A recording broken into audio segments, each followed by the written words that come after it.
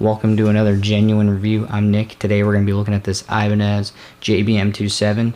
It's a Jake Bowen signature series. He's the guitarist for Periphery.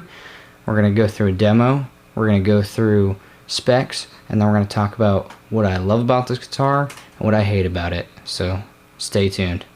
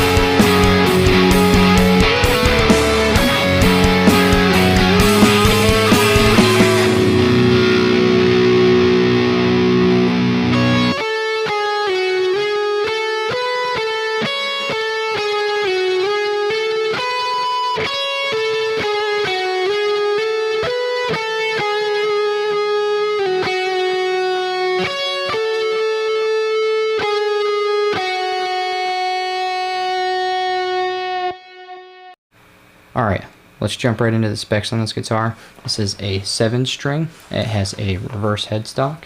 It has gold Goto locking tuners.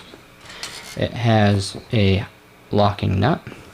It has ivory binding, 24 jumbo nickel frets. Has the Jake Bowen custom inlay on the 12th fret.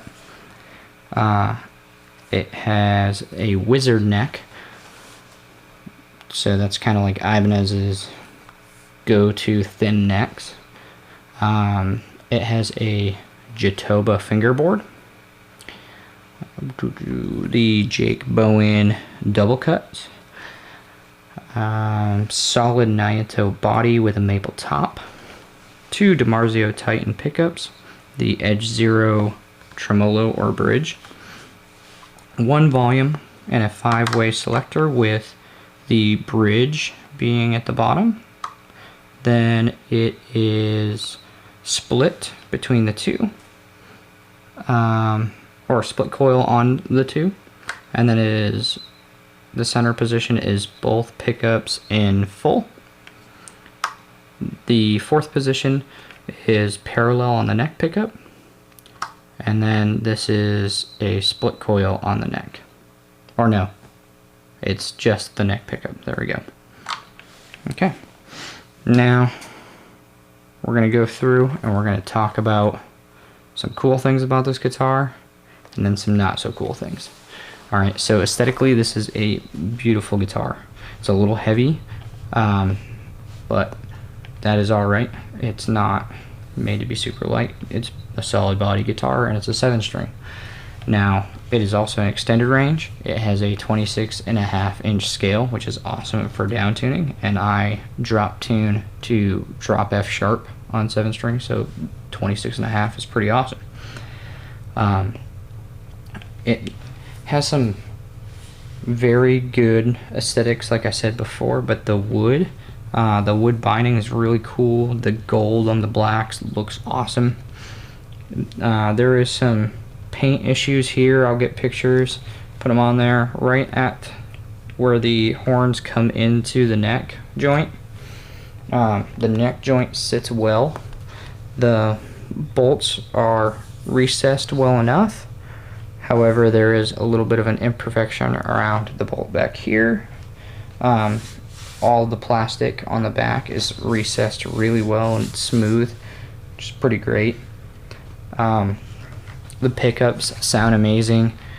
Now, one thing about the sound, you can probably hear it in the demo, is the springs on this Edge Zero bridge is just, it's really noisy. You can just, I don't know if you can hear that right there through the mic with this being acoustic technically, but I can hear it. It's noisy.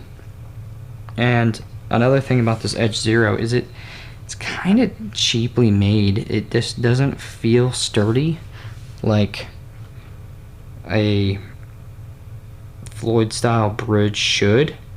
And the fine tunings kind of get stuck and just a little rough. And then I also had the whammy bar fall out, and it wasn't that it wasn't screwed in. I'll put the video on here, but the actual metal where it fastens here into it just came unscrewed and fell out and pulled out. I thought it was broke, had to deal with that. I guess that's no real fault of the manufacturers other than the fact that it's kind of a cheaply set system on the back. Additionally, these fret ends are sharp down here.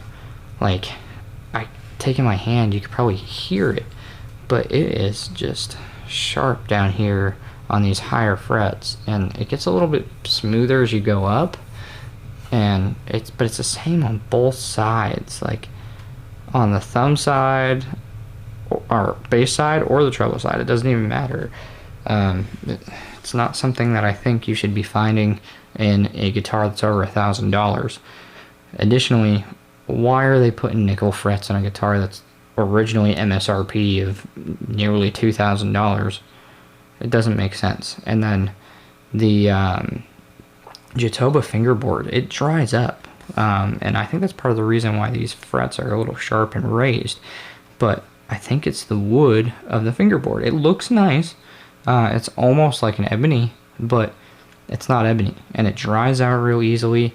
And I've been putting F1 oil on it every time I change it, and I let it soak in there for like 20 plus minutes for it to get back to its shape. Every time I change strings on this thing, whether it be 2 weeks or a month, I can tell that this fingerboard soaks up that F1 oil, just soaks it up. So that's definitely a cause for concern. And so my biggest concerns on this, the things that I just can't get around, is the noise from this Edge Zero tremolo springs in the back, and then the sharp frets.